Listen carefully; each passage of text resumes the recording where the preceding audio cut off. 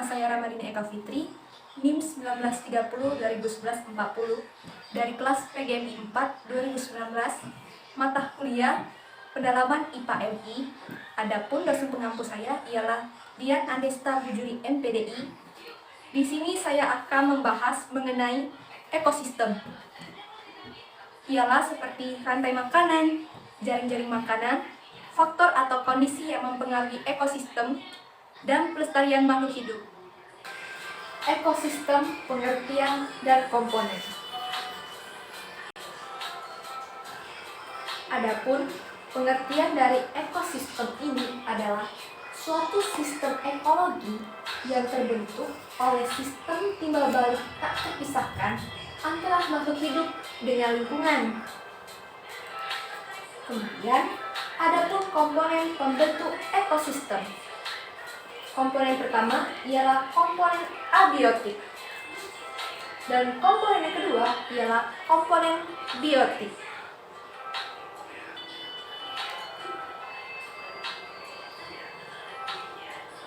Nah, komponen dari biotik ini adalah makhluk hidup atau organisme. Bagiannya ialah autotrof atau produsen, ialah organisme yang mampu membuat makanan sendiri serta organisme lainnya. Contohnya ialah tumbuhan. Kemudian yang kedua, heterotrof atau disebut dengan konsumen, merupakan organisme yang memanfaatkan bahan-bahan organik yang disediakan oleh organisme lain sebagai makanan. Contohnya manusia dan hewan. Bagian yang ketiga yaitu dekomposer atau pengurai. Ialah organisme yang menguraikan sisa-sisa makhluk hidup atau heterotrof dan autotrof yang telah mati. Contohnya jamur, bakteri, dan juga cacing. Adapun komponen dari abiotik merupakan bukan makhluk hidup, organisme yang mempengaruhi keberlangsungan hidup seperti cahaya matahari, kemudian air, dan juga CO2 dan O2 atau udara. Keempat, berupa suhu atau temperatur. Yang kelima, berupa garam. Dan yang keenam, berupa tanah. Rantai makanan adalah peristiwa makan dan dimakan antara makhluk hidup dengan urutan tertentu. Dimulai dari produsen, kemudian konsumen 1, dimakan lagi oleh konsumen 2, kemudian dimakan lagi oleh konsumen 3, sehingga menjadi dekomposer atau pengurai.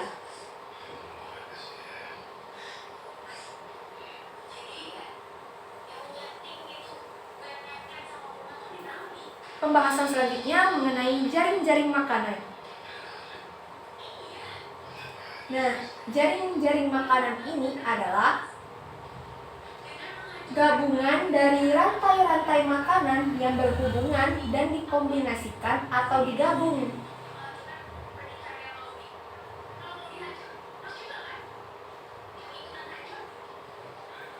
Adapun materi yang berikutnya ialah faktor yang mempengaruhi keseimbangan ekosistem.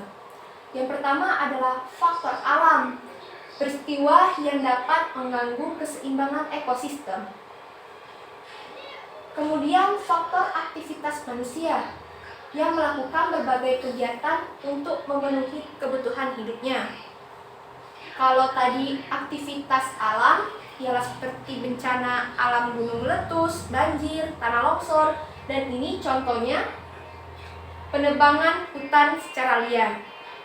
Kemudian ada beberapa cara yang bisa dilakukan dalam pemeliharaan ekosistem. Yang pertama, mengurangi penebangan hutan, dan yang kedua, mengurangi penggunaan bahan kimia.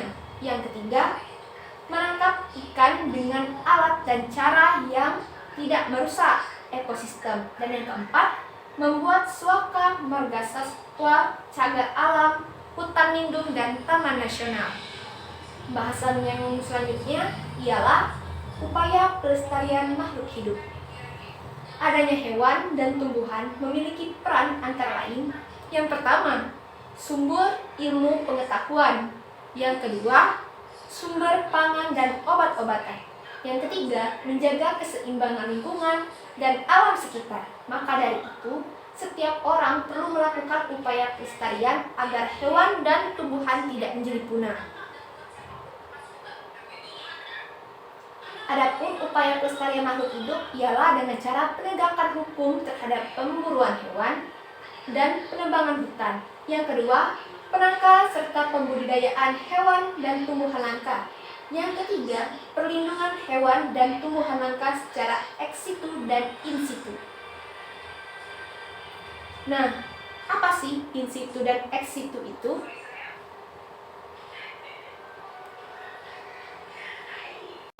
Adapun yang dimaksud dengan in situ adalah habitat asli di dalamnya. Contohnya seperti hutan lindung, suaka marga satwa, taman nasional, dan cagar alam. Kemudian yang dimaksud dengan ex situ ialah di luar habitat aslinya. Contohnya seperti kebun raya, kebun binatang, dan taman safari. Adapun hewan di Indonesia yang perlu dilindungi karena hampir punah, contohnya adalah hewan-hewan di sini. Dan yang kedua, tumbuhan di Indonesia yang hampir perlu dilindungi karena hampir punah adalah contohnya seperti tumbuh-tumbuhan ini.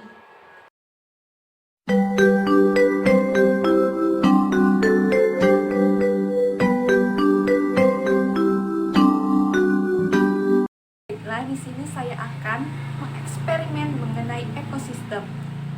Bagian yang saya akan eksperimen ini mengenai rantai makanan dan jaring-jaring makanan, di mana yang pertama saya akan mengeksperimen mengenai jaring-jaring makanan dan rantai makanan pada ekosistem sawah atau disebut dengan ekosistem buatan. Dan yang kedua, saya akan mengeksperimen mengenai rantai makanan di ekosistem laut, di mana ekosistem ini disebut ekosistem alami. Tolong disimak ya videonya. Adapun alat dan bahannya adalah yang pertama, styrofoam atau gabus. Yang kedua, lem kertas. Yang ketiga, karter. Yang keempat, penggaris. Yang kelima, pena atau pensil. Yang keenam, gunting. Yang ketujuh, beberapa gambar yang sudah jadi atau di print. Yang kedelapan, tusuk gigi atau lidi. Langkah pertama, kita menggunting gambar yang sudah di print.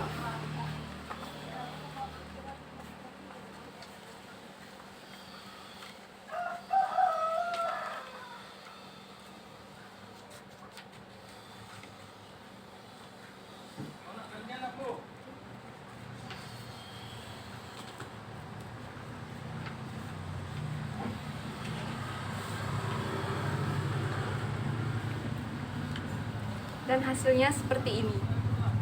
Langkah yang kedua, kita lem gambar yang sudah kita gunting tadi menggunakan lem kertas.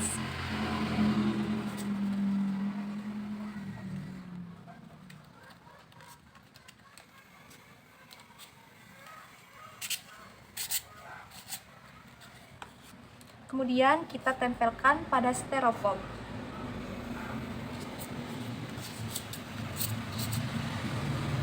Dan langkah selanjutnya, kita membutuhkan karter untuk menggunting styrofoam ini sesuai pada pola gambar.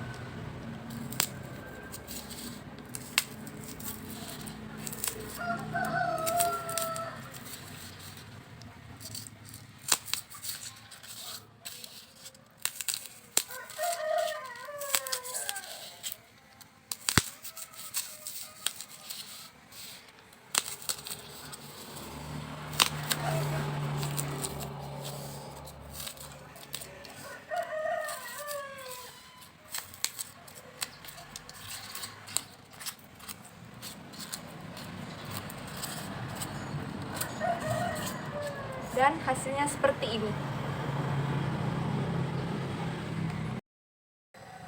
Saya akan menjelaskan mengenai rantai makanan dan jaring-jaring makanan pada ekosistem sawah. Adapun yang akan saya jelaskan yang pertama yaitu mengenai rantai makanan pada ekosistem sawah.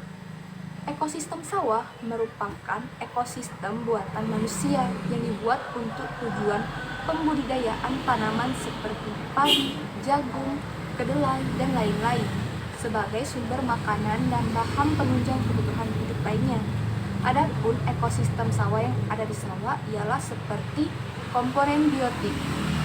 Komponen biotik ini termasuk ke dalam komponen seperti padi, kemudian rumput, gulma, itu merupakan hewan, makan tumbuhan, dan hewannya ialah seperti ular, tikus, burung elang, ulat, dan lain sebagainya, serta adanya pengurai seperti cacing, kemudian jamur, dan lain sebagainya. Nah, yang kedua adanya komponen abiotik.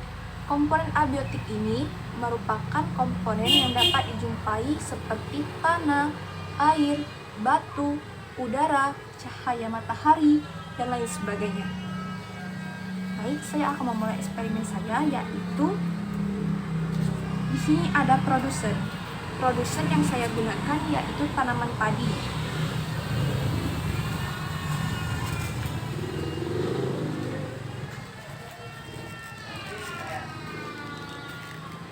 Adapun konsumen yang pertama ialah tikus.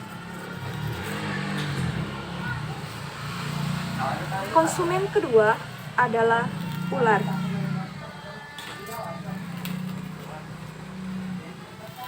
Dan konsumen ketiga adalah burung elang. Dan pengurai atau decomposer adalah jamur. Baiklah, di sini saya akan menjelaskan. Produsen adalah tumbuhan yang mengambil energi dari cahaya matahari, udara, tanah, dan ia tidak bisa seperti konsumen 1 dan konsumen 2 yang membutuhkan makanan lainnya. Nah, di sini padi dimakan oleh konsumen 1, yaitu tikus, sehingga mengeluarkan energi panas. Kemudian konsumen 1 dimakan oleh konsumen 2, yaitu hewan ular, dan melepaskan udara panas. Kemudian konsumen 2 dan konsumen 3 memakan konsumen 2 yaitu ular. Konsumen 3 ini adalah burung elang. Kemudian konsumen 3 adalah konsumen puncak dan dia tidak bisa dimakan oleh hewan lainnya. Dan apabila konsumen 3 ini mati, maka ia akan menjadi pengurai atau yang disebut dengan decomposer. Decomposer ini akan menjadi seperti jamur, cacing, dan lain sebagainya.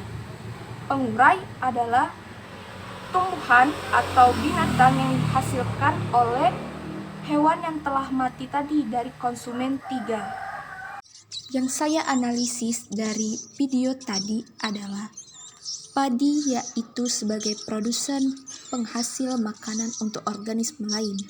Padi menghasilkan biji beras. Nah, di sini ada tikus yaitu sebagai konsumen primer. Karena tikus merupakan hewan yang memakan tumbuhan atau yang disebut dengan herbivora. Tikus memakan padi untuk kelangsungan hidupnya. Kemudian ada ular, yaitu konsumen sekunder karena ular merupakan pemakan hewan lainnya atau karnivora, dan ular memakan tikus sebagai sumber energinya. Kemudian ada elang. Elang adalah konsumen puncak atau konsumen ketiga. Elang memakan ular untuk kelangsungan hidupnya. Dan yang terakhir yaitu ada pengurai atau decomposer. Di sini berperan mengurai elang agar zat-zat dan nutrisi yang dapat diserap kembali oleh tanah dan dapat diserap oleh tumbuhan untuk proses fotosintesis, baik berupa bakteri, jamur, ataupun cacing. Sudah ada 2 produsen, yaitu pohon dan tanaman padi, di mana konsumen satu yaitu tikus dan belalang memakan tanaman padi, dan konsumen satu belalang dan ulat memakan tanaman pohon atau dedaunan. Kemudian ada konsumen dua. Konsumen dua ini ada hewan kata dan ayam, di mana ia memakan belalang dan ulat, yaitu konsumen satu. Dan ada konsumen tiga. Konsumen tiga di sini yaitu ular dan burung elang. Mereka memakan konsumen dua, yaitu kata dan ayam. Kemudian konsumen tiga ini juga memakan konsumen satu, yaitu tikus. Konsumen tiga ini merupakan konsumen tingkat puncak. Itulah mengenai jadi makanan ekosistem sawah.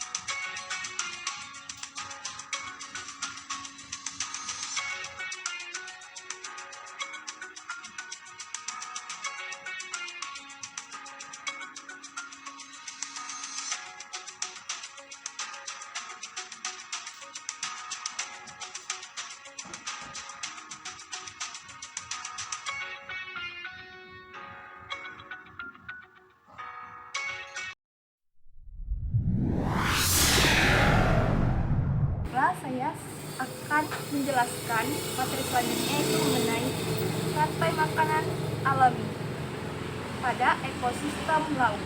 Di sini sudah ada produsen, di mana yang menjadi produsennya ialah plankton atau hewan laut yang ukurannya sangat kecil. Kemudian ada konsumen satu, yaitu ikan kecil yang memakan hewan kecil tadi, yaitu plankton. Kemudian ada konsumen dua, yaitu anjing laut yang memakan konsumen satu berupa ikan kecil. Ada konsumen tiga, yaitu ikan hiu atau ikan paus yang memakan konsumen dua. Ikan hiu atau ikan paus ini merupakan predator yang tidak bisa dimakan oleh hewan laut lainnya. Apabila konsumen tiga mati, akan menjadi hewan bentos, yaitu dekomposer atau pengurai. Hewan bentos ini adalah tumbuhan atau hewan yang berada di dasar laut ataupun permukaan laut. Nah, itulah rantai makanan pada ekosistem laut.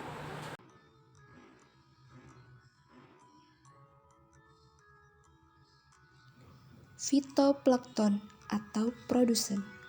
Plankton bersel satu yang memiliki klorofil, sehingga dapat menghasilkan makanan sendiri melalui proses fotosintesis. Fitoplankton ini kemudian dimakan oleh ikan kecil. Ikan kecil sebagai konsumen primer, karena ikan kecil memakan fitoplankton agar dapat bertahan hidup dan tergolong konsumen satu atau primer pada ekosistem laut.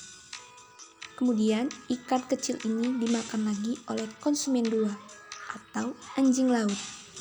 Sebagai konsumen sekunder, anjing laut memakan ikan kecil dan mengubahnya menjadi energi untuk kelangsungan hidupnya. Kemudian anjing laut ini dimakan lagi oleh konsumen tiga, yaitu ikan hiu. Ikan hiu sebagai konsumen puncak karena hiu memakan anjing laut agar dapat bertahan hidup. Dan tidak ada lagi hewan yang memakan hiu. Setelah ikan hiu mati, maka ia akan menjadi dekomposer atau pengurai, yakni bentos, merupakan hewan serta tumbuhan yang hidup di dasar laut atau zona bentik. Hiu yang mati akan diuraikan menjadi nutrisi bagi fitoplankton yang ada pada ekosistem laut. Nah, inilah rantai makanan pada ekosistem laut. Kesimpulan dari materi ini adalah kita dapat mengetahui interaksi langsung antar spesies yang ada pada ekosistem itu sendiri, sehingga hubungan antar spesies bisa dibedakan, mana yang termasuk dalam spesies produsen, konsumen 1, 2, 3, maupun predator puncak dan pengurai di dalam suatu struktur atau bentuk komunitas.